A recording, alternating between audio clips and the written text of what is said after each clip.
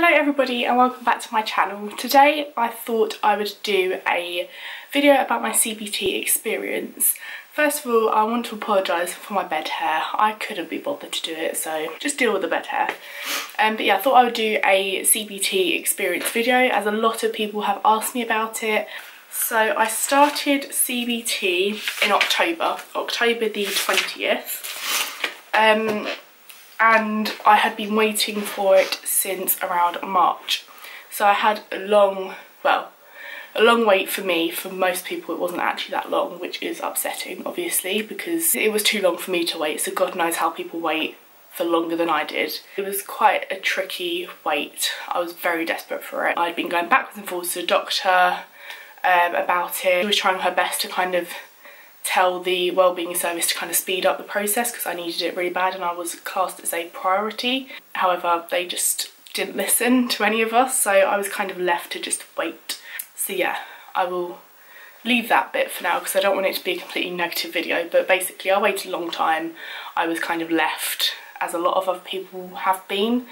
And yeah, it was around the summer after everything happened where I kind of needed it a little bit more than I originally did, and for different reasons. So yeah, I needed it quite desperately. So I asked Twitter for questions because a lot of people had been asking about how my experience was. So I thought I would just do it as a kind of like Q&A conversation, quite a relaxed video. A few people have asked how did you compare it to other therapies. I personally haven't had any other therapy other than CBT, so I can't really answer that one. I would say it's definitely very textbook, and I know that a lot of other people have said this as well, but it is very much, you know, you get given a lot of worksheets. It is pretty much kind of, you know, read through the booklets kind of thing. It's very textbook, and I didn't really like that part of it because it just felt like I'd gone there to print off a few sheets and go home. If you want to talk more and kind of address the root of the issue, CBT is definitely not the one for you. I wasn't too sure what I actually needed, so I just started with CBT to see if that would work. I think I needed to address the deeper issue, which we kind of did touch on near the end of the session. But yeah, I think I didn't go into it enough for my liking, so I don't think CBT was the one for me.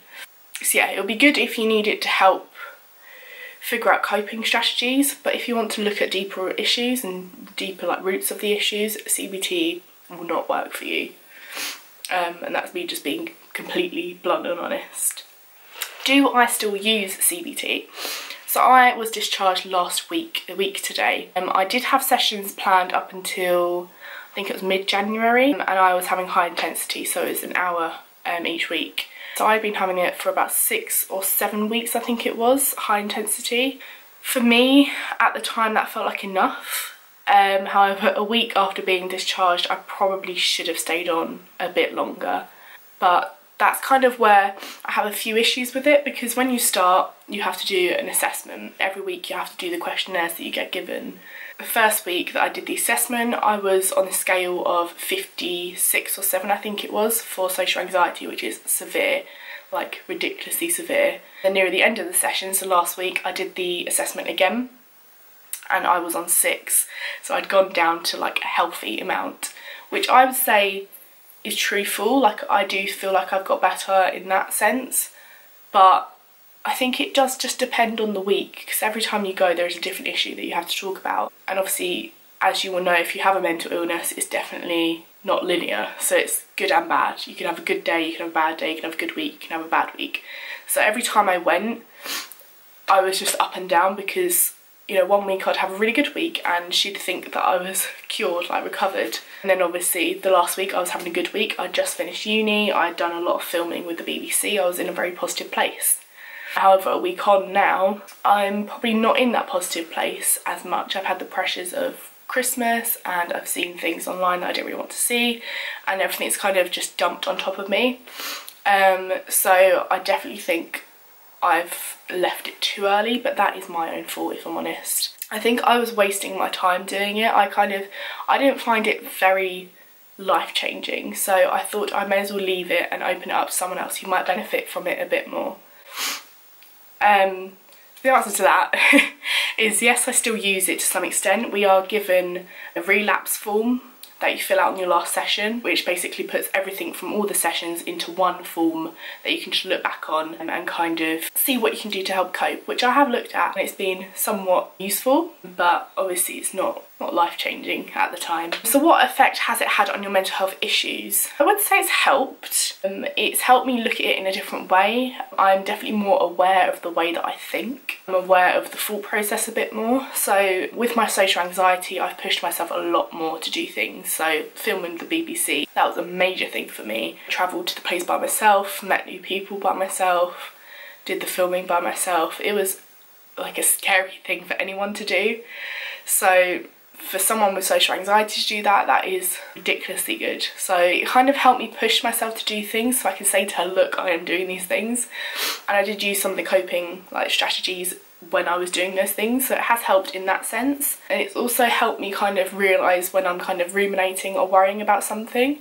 So we did a lot of work on worrying and rumination. So we kind of focused on the worrying where, you know, you're worrying about something that you can't control, and to the point where you're ruminating about it. So ruminating is basically like dwelling on it. If you find yourself sitting there thinking about something that you can't control kind of over and over again, that is rumination. I was definitely doing a lot of that, and now I'm kind of recognising that. I'm not, like, I haven't stopped doing that, I am still ruminating, but I'm using my coping strategies such as, you know, distracting myself, doing things to stop myself from ruminating. So what was your major concern about doing it? I was very apprehensive when I first started. I had a lot of pressure. I had a lot of people telling me that it was going to be life-changing. I had high expectations for what it was going to be like, as anyone would if they've waited, you know, over 7 months. But I was still very apprehensive because I knew that it was very textbook. I knew it was very kind of, you know, not one size fits all kind of thing. That was kind of a major concern, and it was kind of like, you know, what do you do in the sessions? What do you talk about? What if I didn't have anything to talk about? And there was one week where I literally sat there and I was like, I don't know what to tell you. Like, it's the same thing as last week. Like, it's the same issues. We can't keep going over them kind of thing. I think that was kind of my main concern. It was like, where are we going to go from here? Like, there's nothing physically happening in my life that we can talk about. So I think that's kind of my main concern, and whether it would be useful or not. Did you have preconceived ideas about it? As I've just said, yes, I did. I knew it would be textbook.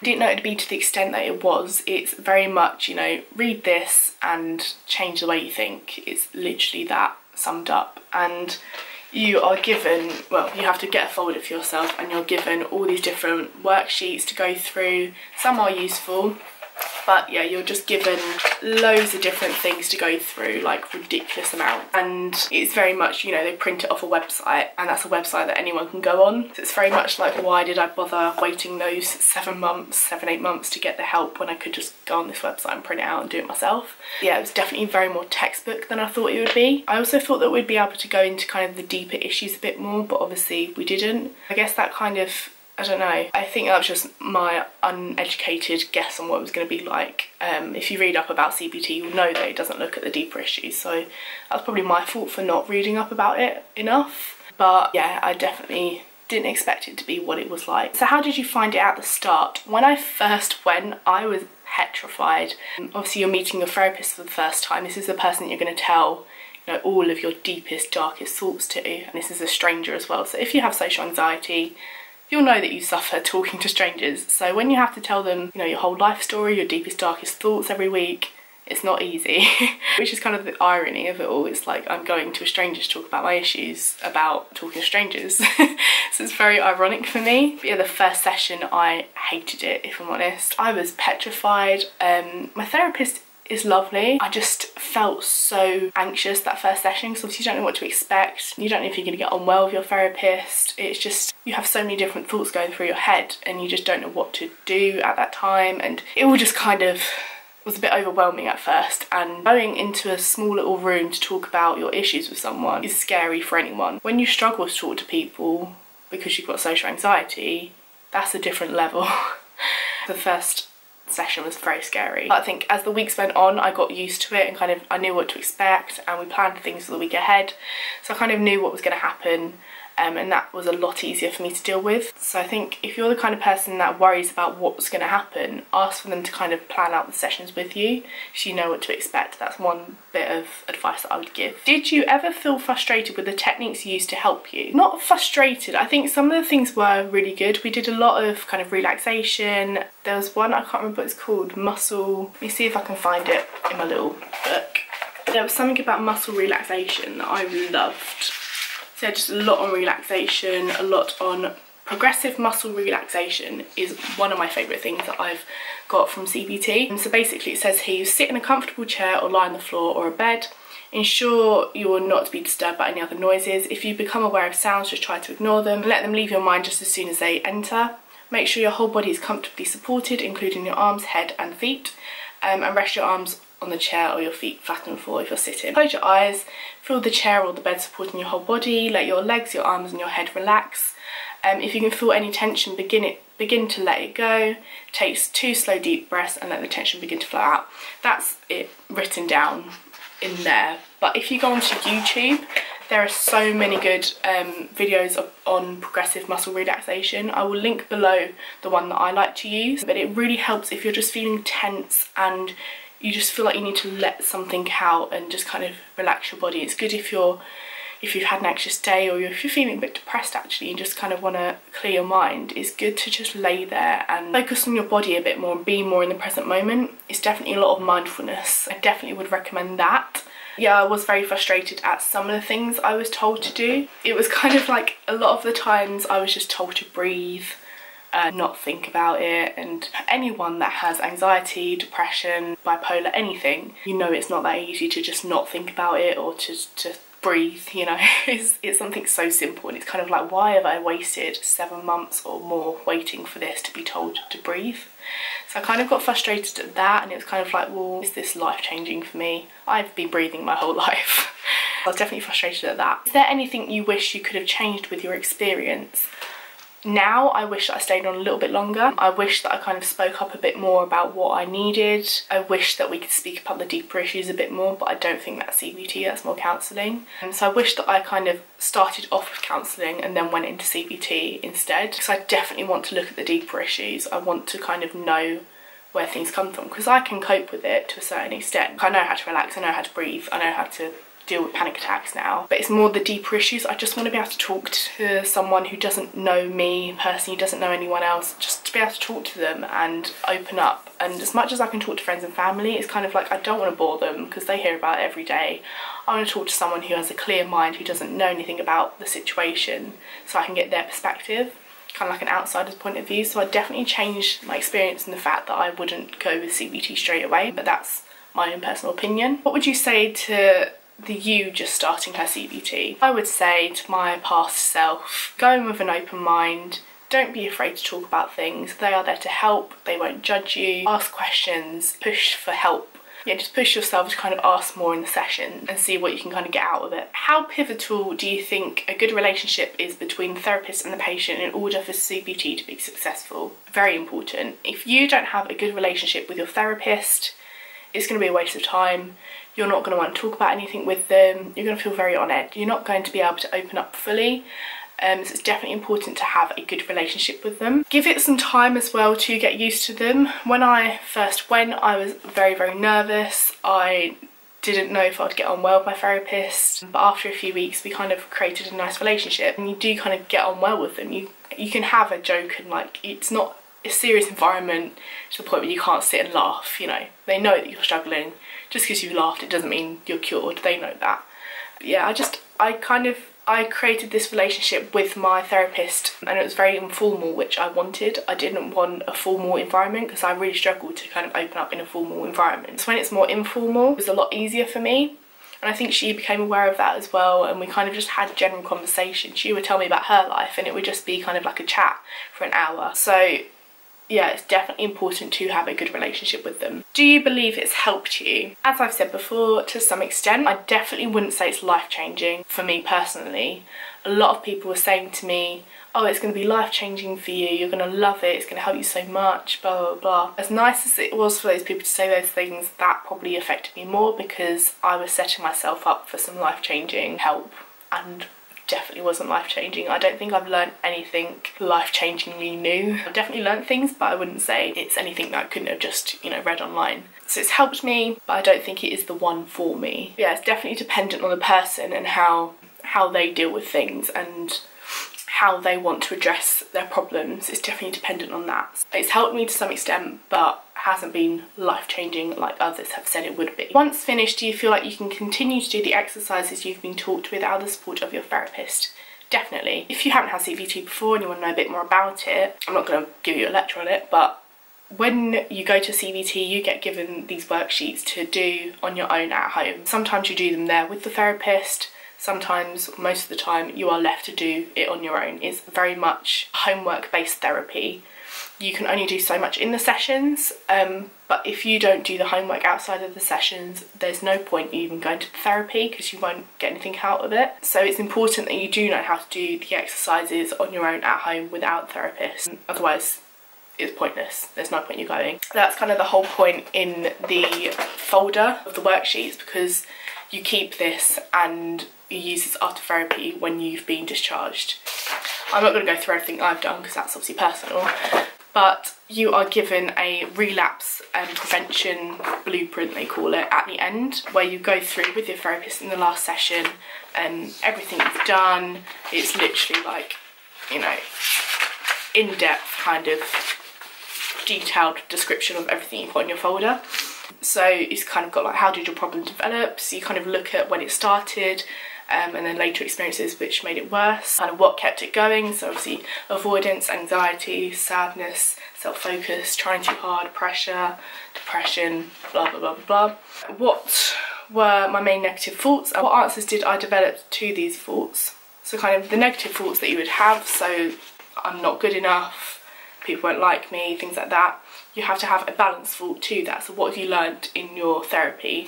What are the balanced thoughts? So with people won't like me, you would then say, not everyone will like me, but I am a likeable person. If people don't like me, it's not my problem. It's that kind of thing, you know, like people will think I'm not good enough. I am good enough. I know I'm good enough. It's just whether other people think I'm good enough, that's their own problem kind of thing. So it's very much kind of twisting your thought process into more of a positive, logical one. What did I learn in therapy that was useful? So this is a list of everything that I did in my therapy in those 6-7 sessions, I think it was. So I've done a lot. I don't know if you can read that if I hold it close. I mean, my writing's terrible, but you might be able to get a rough idea. So if you want to pause it there, you can have a read. And maybe some of those things will help you. You can go onto different websites and get the worksheets that I've been given. Yeah, you do quite a lot of stuff and it's just dependent on what you want to do and what you think you can do in that time. And then how should I deal with future setbacks? So you list some triggers. Mine would be like difficult interactions, like interviews or jobs when I'm applying for jobs later next year. You know, university work, stress, relationships, friendships, everything like that are triggers to me. And then the strategies are to, you know, read my notes, look at what I've done in therapy, talk to someone, give myself time to breathe, take time out, and don't act immediately, which is something I need to focus on a bit more. And then how can I build on what I've learned? Keeping a broader perspective and being open-minded is something that I definitely learned to do. I create worries and problems for myself probably a bit too much, which is why I'm in this situation now.